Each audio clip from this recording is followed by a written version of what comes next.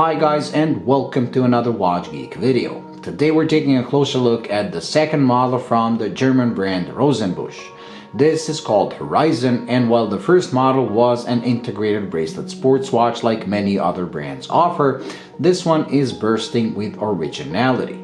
I especially like the case shape. It is hexagon in shape, but it is done in such an organic way with all the curves and not a single sharp or straight edge.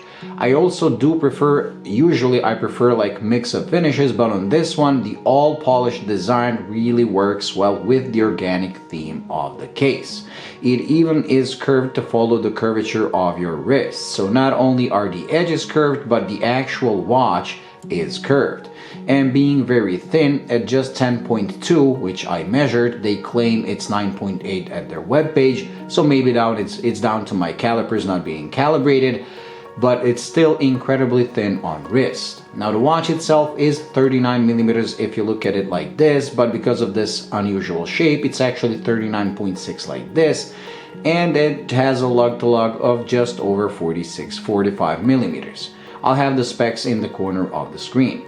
What that means is that it's gonna fit most people's wrists pretty much perfectly. Now when it comes to me, I have a small wrist, and when it comes to watches like this, I would prefer an all dial design watch to be up to 36 millimeters.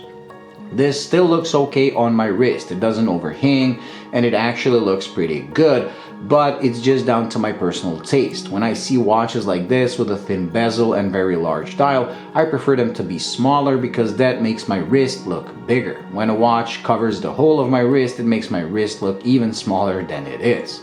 Now when it comes to the dial options, this one is called white canvas, and they really managed to capture the structure of a canvas that you paint on.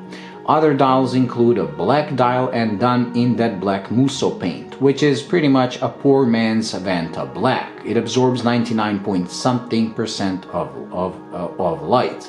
Now you have options to have these applied numerals, or you can have stick markers that are also applied. It depends on the dial configuration. This white canvas and blue jeans, which again replicates the structure of jeans, are done with these numerals, while the Vanta black and the copper sun, as they call it, are done with stick markers. Now my personal favorite is the copper sun, but sadly it was not available, so they had to send this one in. When it comes to the watch itself, even though it looks pretty dressy and it doesn't have a screwing down crown, it actually comes with 100 meters of water resistance. And flipping the watch back, you will reveal that it's actually a manual wind watch, which, like I said, is again part of that originality. Now they're using a Sellita SW210, and this one has been regulated to -+7 seconds a day. So it's not an unregulated movement, but rather a regulated one, which kind of explains the price. The crystal is naturally sapphire, and because it's curved as it is, it kind of catches a lot of light, but you're always able to read the time. Now if you go for these dials that have the applied numerals, they're polished and they have no lume, but the hands do have lume. However, if you go for the dial options that have stick markers, you will have a lume on markers as well.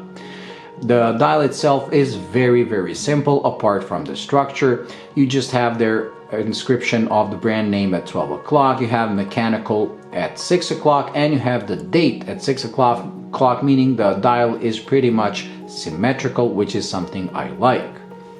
The watch comes equipped with this rubberized leather strap, and despite being too long for my wrist, because they implement this deploying buckle where the strap goes on the inside, it doesn't really bother me. So this is one of the very few watches where I don't have to switch to my own strap, which are actually shorter, because the excess part goes on the inside. That's why it doesn't have any keepers, so it always looks pretty clean on your wrist no matter how small your wrist is.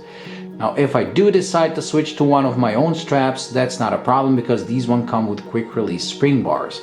Again, an excellent option for those who like to change up the straps. The finishing overall is very good. There's a minimum amount of dust and foreign materials and pretty much no scratches on any of the surfaces. And despite hands looking as simple as they do when you look at them straight up face, when you hit them at a certain angle, you realize they have a bevel down the middle. So even though the watch is simple, it's actually very complex when you get down to the details. And like I said, because of the originality of the design, I have to admit this is one of the favorite watches that I've reviewed so far this year.